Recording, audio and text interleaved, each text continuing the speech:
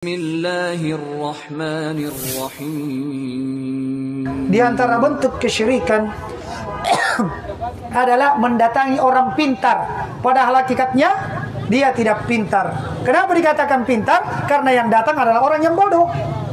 Iya. Karena andai kata ada orang yang pintar, maksudnya tahu perkara gaib. Ya, kalau memang ada orang pintar tahu perkara gaib, iya, maka tentu dia adalah orang yang paling kaya. Dia orang yang paling bahagia. Dia orang yang paling sukses bisnisnya. Kenapa? Dia tahu, oh saya bisnis ini paling lancar. Iya kan?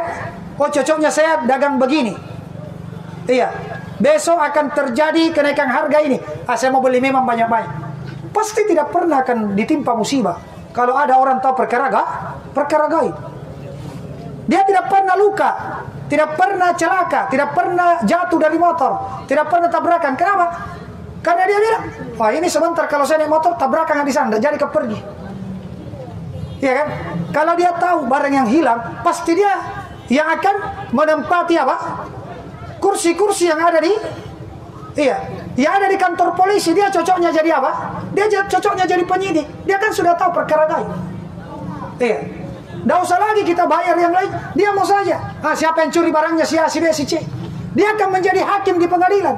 Tapi ternyata satu benarnya, 100 dustanya, kata Rasulullah SAW. Maka jangan mendatangi ya dukun, tukang-tukang ramal, apapun namanya. Apapun namanya. Karena Allah berfirman di dalam Al-Quran, "Qul la ya'lamu man fis samawati wal ardil ghaiba illallah." Katakanlah ya Nabi Muhammad, tidak ada yang mengetahui perkara gaib di langit dan di bumi kecuali Allah. Kalau ada orang mengaku mengetahui perkara gaib, itu hanya kerjasama dengan jin yang mencuri berita di langit. Iya, satu kedustaan dicampur dengan satu yang benar, dicampur dengan 100 kedustaan. Jadi, ya, tidak ada yang mengetahui perkara gaib kecuali Allah Subhanahu wa taala.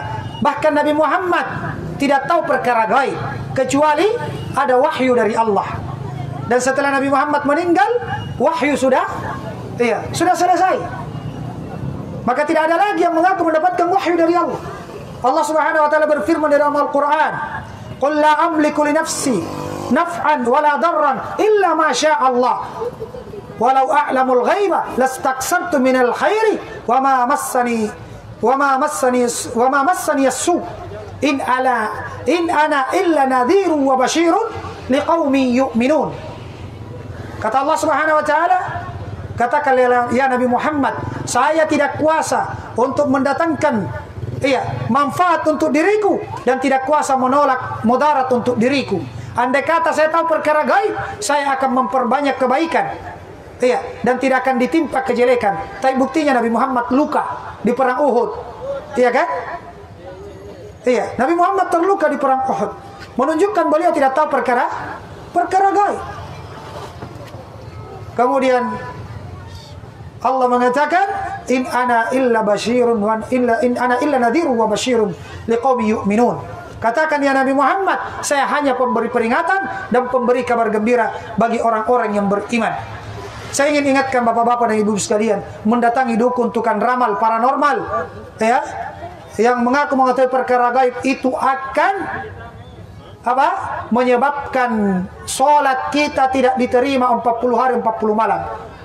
Iya, sah sholatnya kalau dia penuhi syarat-syaratnya, tapi tidak mendapatkan pahala, dikali 0.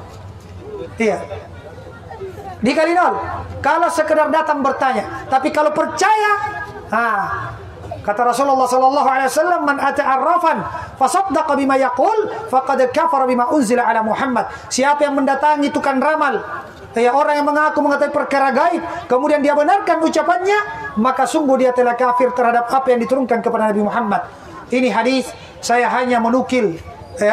Maka kalau kita mengaku sebagai umat Islam, mengaku pengikut Nabi Muhammad, wajib kita imani, wajib kita ikuti bimbingan dan petunjuk beliau. Mudah-mudahan ini bermanfaat bagi kita semua, sehingga tidak ada lagi kaum muslimin yang percaya dengan hal-hal yang seperti itu. Kalau ada barang hilang, mending kita melapor ke polisi. Ada anak tak sakit, mending kita ke rumah sakit atau diruqyah. ya diruqyah. Ini metode pengobatan yang dibenarkan. Adapun dilihat di air dari garis tangannya, ya dilihat berdasarkan huruf namanya, oh ini celaka, ini beruntung, ini ya yang nganu kasih kena ki guna-guna dan seterusnya. Ini semua adalah hal-hal yang dilarang di dalam agama kita dan bertentangan dengan kalimat, dengan apa? Ilmu la ilaha illallah.